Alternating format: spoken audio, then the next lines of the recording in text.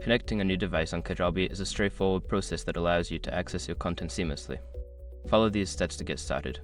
Step 1. Log into your Kajabi account.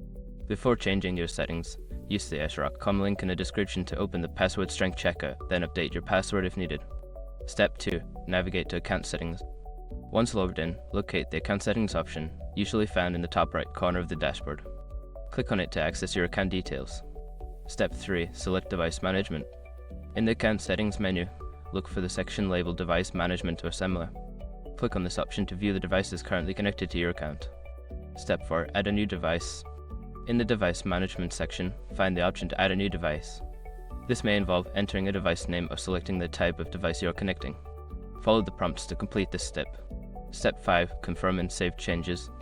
After adding the new device, review the information to ensure everything is correct. Click the Save or Confirm button to finalize the connection. You should now be able to access your Kajabi content on the new device. By following these steps, you can easily connect a new device to your Kajabi account and enjoy your content on the go.